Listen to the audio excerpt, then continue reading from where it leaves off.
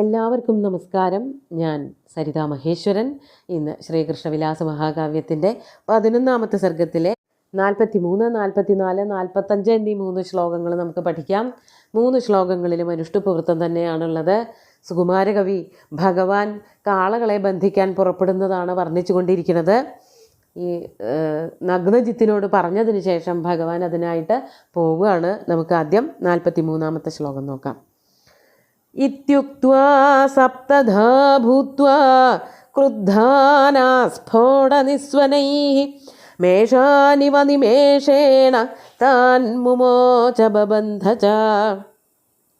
ആദ്യം പദച്ഛേദം പറയാം.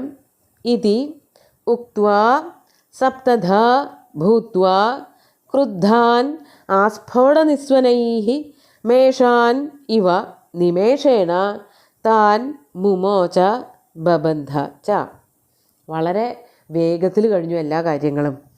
ഇവിടെ പറയാണ് ഇതി ഉക്ത്വ, ഇങ്ങനെ കോസലാധിപതിയോടും അവിടെ കൂടിയിരിക്കുന്ന കോസലാധിപതിയുടെ ഭാര്യമാരുണ്ട്, പുരോഹിതനുണ്ട്, എല്ലാവരോടും കൂടിയിട്ട് ഇപ്രകാരം പറഞ്ഞുകൊണ്ട് ഭഗവാൻ അങ്ങടെ കാളകളുടെ അടുത്തേക്ക് ചെന്നു. അതാണ് ഇതി ഉക്ത്വ. അവിടെ ചെന്നപ്പോൾ ഭഗവാന്റെ രൂപം ഭാവമൊക്കെ മാറി. അതാണ് സപ്തധാ ഭൂത്വ, 7 തീർന്നു. ഒരാളല്ല, ഒരാൾക്ക് ഈ 7 കാളകളെയും ഒരുമിച്ച് മേയ്ക്കാൻ ഇത്തിരി ബുദ്ധിമുട്ട് തന്നെയാവും. ഭഗവാൻ എന്ത് ചെയ്തു? 7 കാളകൾക്കുമായിട്ട് തൻ്റെ ശരീരം 7 രൂപാന്തരം പ്രാപിച്ചു. 7 ശ്രീകൃഷ്ണന്മാരായി തീർന്നു. അതാണ് സപ്തധാ ഭൂത്വ, 7 തീർന്നിട്ട് ആസ്ഫോടനിസ്വനൈഃ ക്രുദ്ധാൻ താൻ. അവർ അല്ലെങ്കിൽ തന്നെ ദേഷ്യപ്പെട്ടുകൊണ്ടിരിക്കുകയാണ്. ഒറ്റ ആളെയും അടുത്തേക്ക് വരുത്തില്ല. ആരെയും അടുപ്പിക്കാത്ത ക്രുദ്ധന്മാരായിട്ടുള്ള കൂറ്റന്മാരാണ് അവർ. അവരെ ഒന്നും കൂടി വെറി പിടിപ്പിച്ചു, അവരെ ഒന്നും കൂടി ദേഷ്യപ്പെടുത്തി. എങ്ങനെ? ആസ്ഫോടനിസ്വനൈഃ. ആസ്ഫോടം എന്ന് പറഞ്ഞാൽ കൈ കൊട്ടുകയാണ്. കൈ ഇങ്ങനെ ഉറക്കെ 2 കൈയും കൂടി കൂട്ടി കൊട്ടുമ്പോൾ ഉണ്ടാകുന്ന ഭീമമായിട്ടുള്ളൊരു ശബ്ദമുണ്ട്. ആ ശബ്ദം കൊണ്ട് ആസ്ഫോടനിസ്വനൈഃ, കൈയടിച്ചുകൊണ്ട് അവരുടെ ശ്രദ്ധയെ തന്നിലേക്ക് ആകർഷിക്കുക മാത്രമല്ല, അവയെ ഒന്നും കൂടിയും ക്രുദ്ധരാക്കിക്കൊണ്ട് ആസ്ഫോടനിസ്വനൈഃ ക്രുദ്ധാൻ താൻ, ദേഷ്യപ്പെട്ട് ആദ്യം പറഞ്ഞതുപോലെ ചരമാന്തി മൂക്കിൽ കൂടെ നിശ്വാസവായു ഉതിർത്തുകൊണ്ട് നിൽക്കുന്ന ഭീകരരൂപികളായിട്ടുള്ള ആ കാളകളെ നിമേഷേണ, നിമിഷ നേരങ്ങളെ കൊണ്ട്, വളരെ കുറച്ച് സമയം എടുത്തുള്ളൂ. മറ്റു രാജാക്കന്മാർ മണിക്കൂറുകളെ കൊണ്ട് ഇവയെ നിയന്ത്രിക്കാൻ പെട്ട പാടൊന്നും ഭഗവാന് എടുക്കേണ്ടി തന്നെ വന്നില്ല.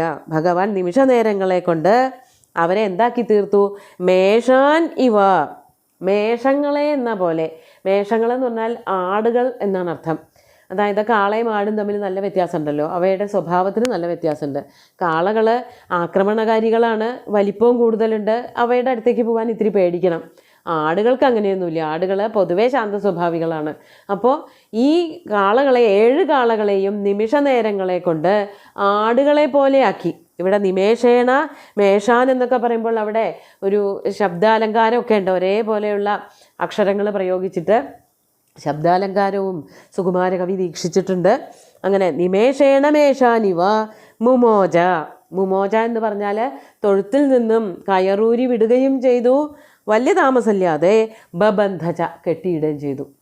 7 രൂപം എടുത്തുകൊണ്ട് 7 കാളകളുടെ അടുത്തേക്ക് ചെന്നു. 7നെയും വെവ്വേറെ അഴിച്ചു വിട്ടു. അവ പുറത്തേക്ക് വന്നപ്പോൾ ഈ 7 പേരായിട്ട് തന്നെ ചെന്നിട്ട് 7 എണ്ണത്തിനെയും പിടിച്ചു കെട്ടുകയും ചെയ്തു. വളരെ കുറച്ച് സമയം കൊണ്ട് എല്ലാ കാര്യങ്ങളും നടന്നു. അതാണ് നിമേഷേണ മേഷാനിവ മുമോച ബബന്ധച. കെട്ടാനും അഴിക്കാനും ഒക്കെ വന്നിരിക്കുന്ന ആൾ വ്യത്യാസമുണ്ടെന്ന് കാളകൾക്ക് മനസ്സിലായി. അതുകൊണ്ട് അവരൊരു മുഷ്കും ഭഗവാന്റെ അടുത്തെടുത്തില്ല. വളരെ പാവങ്ങളായിട്ട് ശാന്ത സ്വഭാവികളായിട്ട് ആടുകളെ പോലെ കെട്ടഴിച്ച് വിട്ടപ്പോൾ അങ്ങോട്ട് പോയി, പിടിച്ചു വലിച്ച് ഇങ്ങോട്ട് കൊണ്ടുവന്നപ്പോൾ അകത്ത് തൊഴുത്തിൽ കൊണ്ട് കെട്ടിയിടാനും പറ്റി. എല്ലാം വേഗം കഴിഞ്ഞു എന്നർത്ഥം. നമുക്ക് 44ാമത്തെ ശ്ലോകം നോക്കാം. അധ വിസ്മിതചിത്താനാം സാധുവാദസഭാസദാം സാധ്വസം രാജകന്യായ ശമയന്നുദജൃംഭത. നമുക്ക് ശ്ലോകത്തിൻ്റെ പദച്ഛേദം പറയാം. അധ വിസ്മിതചിത്താനാം സാധുവാദ സഭാസദാം സാധ്വസം രാജകന്യായാഹ ശമയൻ ഉദജൃംഭത. ശ്ലോകത്തിൽ ഉദജൃംഭത എന്ന് അവിടെ ജൃം എന്നുള്ള ദിക്കിൽ അവിടെ അനുസ്വാരം വന്നിട്ടില്ല, അത് കൂട്ടി വായിക്കണം. അഥ അനന്തരം ഭഗവാൻ എല്ലാം നിമിഷ നേരങ്ങളെ കൊണ്ട് കഴിച്ചു. കാളകളെ അഴിച്ചുവിട്ടു, അവയെ കൊണ്ട് കെട്ടുകയും ചെയ്തു. അതൊക്കെ വളരെ പെട്ടെന്ന് കഴിഞ്ഞപ്പോൾ അത് കണ്ടുകൊണ്ട് നിൽക്കുന്ന സഭയിലെ ആൾക്കാർ, രാജാവുണ്ട്, രാജാവിൻ്റെ പത്നിമാരുണ്ട്, പുരോഹിതന്മാരുണ്ട്, അതൊന്നും പോരാതെ കാളകളെ അഴിക്കാനും കെട്ടാനും ഒക്കെ രാജാക്കന്മാർ വരുമ്പോൾ അത് കാണാൻ വേണ്ടിയിട്ട് പ്രജകളും വരും. അവരെല്ലാവരും കൂടി നിന്ന് നോക്കിയപ്പോൾ കണ്ട സംഭവം അത് കണ്ടതോടുകൂടിയിട്ട് എല്ലാവരുടെയും മനസ്സിൽ അത്യത്ഭുതമായി. അതാണ് അഥ അനന്തരം വിസ്മിത ചിത്താനാം സഭാസദാം. വിസ്മിത ചിത്തന്മാർ, അത്ഭുത പരതന്ത്രരായിട്ടുള്ള ജനങ്ങൾ, സഭയിലുള്ളവർ, കാണാനിരിക്കുന്നവരൊക്കെ തന്നെ വല്ലാതെ അത്യത്ഭുതം പൂണ്ടു. ഇതെന്താണ്, ഈ കാളകളെ ഇതുവരെ ആർക്കും അഴിക്കാനും കെട്ടാനും പറ്റിയിട്ടില്ല. ചില ആൾക്കാർ കാളകളെ അഴിച്ചു വിട്ടിട്ടുണ്ടാവും, അവ ഓടിപ്പോയിട്ടുണ്ടാവും, അവയെ പിടിച്ച് ഈ തൊഴുത്തിൽ കൊണ്ട് കെട്ടാനൊന്നും അവർക്ക് സാധിച്ചിട്ടുണ്ടാവില്ല. വേറെ ചില ആൾക്കാർക്ക് അവയുടെ അടുത്തേക്ക് പോകാൻ പോലും സാധിച്ചിട്ടുണ്ടാവില്ല. അങ്ങനെയുള്ളൊരവസ്ഥയിൽ വളരെ എളുപ്പത്തിൽ, വളരെ ഒരു ലീലയോട് കൂടിയിട്ട് അതാ ഒരാൾ പോയിട്ട്, ശ്രീകൃഷ്ണനാണ് എന്നുള്ളത് ചിലപ്പോൾ പലർക്കും അറിഞ്ഞോളണമെന്നില്ല, 7 രൂപമെടുക്കണു, 7 കാളകളെയും അഴിക്കണു, വളരെ വേഗത്തിൽ തന്നെ തിരിച്ചുകൊണ്ട് കെട്ടിയിടുന്നു. അതോടുകൂടിയിട്ട് അത്ഭുത പരതന്ത്രരായി അവിടെ കൂടിയിരുന്ന ആൾക്കാരൊക്കെ തന്നെ. അതാണ് സഭാസദാം. അത് കണ്ടതോടു കൂടിയിട്ട് ആ സഭയിലിരിക്കുന്നവരെല്ലാവരും തന്നെ സാധുവാദ ഉദജൃംഭത, അവരുടെ സാധുവാദം ഉയർന്നു കേൾക്കാൻ തുടങ്ങി. ഈ കൂടിയിരുന്ന ജനങ്ങളൊക്കെ വളരെ കേമായി, അത്യുത്തമം, ശ്രേഷ്ഠം എന്നൊക്കെ പറഞ്ഞ് കൈയടിച്ചുറക്കെ ബഹളം വയ്ക്കാൻ തുടങ്ങി. സാധുവാദങ്ങൾ അവർ ഘോഷിക്കാൻ തുടങ്ങി. അതുപോലെ തന്നെ രാജകന്യായാഹ സാധ്വസംശമയൻ. അതോടുകൂടിയിട്ട് എന്താ സംഭവിച്ചത്? രാജകന്യകയുടെ പേടിയും ഇല്ലാതെയായി. രാജകന്യകയ്ക്ക് പേടിയെന്ന് മാത്രമല്ല, ഒരു സങ്കോചവും നാണവും ഒക്കെ ഉണ്ടായിരുന്നു. അത് മുഴുവനും ഇല്ലാതെയാക്കിയിട്ട് രാജകന്യകയുടെ ഭയം, പേടി, അതല്ലെങ്കിൽ ഒരു നാണം, അതൊക്കെ കൂടിയിട്ട് ഇല്ലാതെയാക്കിയിട്ട് ആ പേടിയെയും ഭയത്തെയും ഒക്കെ ഇല്ലാതെയാക്കിക്കൊണ്ട് ഈ ശബ്ദം എല്ലാ ദിക്കിലും വ്യാപിച്ചു. അതായത് ആർക്കും ഈ കാളകളെ പിടിച്ചു കെട്ടാൻ പറ്റില്ല എന്നായിരുന്നല്ലോ അവിടെ എല്ലാവരും വിചാരിച്ചിരുന്നത്. രാജകുമാരിയും അതന്നെയാണ് വിചാരിച്ചിരുന്നത്. അപ്പം തനിക്ക് ഏറ്റവും ഇഷ്ടപ്പെട്ട ഒരാൾ വന്നപ്പോൾ ആ ആൾക്ക് ഈ കാളകളെ പിടിച്ച് കെട്ടാൻ പറ്റില്ലായിരിക്കുമോ എന്നുള്ള പേടിയൊക്കെ രാജകുമാരിക്കും ഉണ്ടായിരുന്നുണ്ടാവാം. അതെല്ലാം മാറിപ്പോയി. നോക്കിക്കൊണ്ട് നിൽക്കുമ്പോൾ ശ്രീകൃഷ്ണൻ ചെല്ലുകയും കാളകളെ അഴിച്ചുവിടുകയും കെട്ടിയിടുകയും ചെയ്തു എന്നുള്ളത്, അതൊക്കെ കൂടി കണ്ടപ്പോൾ രാജകുമാരിയുടെ മനസ്സിലെ പേടികളും ഇല്ലാതെയായി. അങ്ങനെ ആ ശബ്ദം, അവളുടെ പേടിയെ ഇല്ലാതെയാക്കുന്നതായിട്ടുള്ള സാധുവാദവും കയ്യടികളും ആ സഭയിൽ മുഴുവനും മുഴങ്ങി കേൾക്കാൻ തുടങ്ങി എന്നാണ് വർണ്ണിക്കുന്നത്. നമുക്ക് 45-ാമത്തെ ശ്ലോകം കൂടി നോക്കാം. നിർവികാരമുഖശൗരി പുരേ വാസിഷ്ടവിഷ്ടരേ പാദയോരപതത്തസ്യ പ്രീതഃ കോസലഭൂപതി. നമുക്ക് ആദ്യം പദച്ഛേദം പറയാം.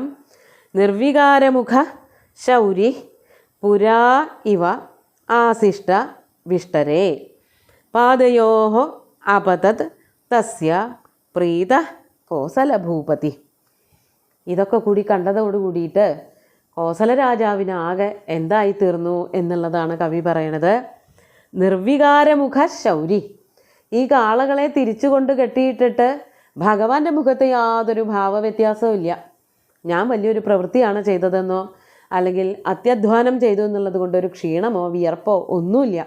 എങ്ങനെയായിരുന്നു ആദ്യം ഈ സിംഹാസനത്തിൽ ഇരുന്നിരുന്നത് അതേപോലത്തെ ഒരവസ്ഥയോട് കൂടിയിട്ട് ആ സിംഹാസനത്തിൽ തന്നെ വന്നിരുന്നു. അതാണ് നിർവികാരമുഖ, വികാരങ്ങളൊന്നുമില്ലാത്തതായ, നിർഗതോ വികാര യസ്മാത് സ, ഒരു വികാരവും മുഖത്ത് കാണിക്കാതെ ശൗരി എന്തു ചെയ്തു?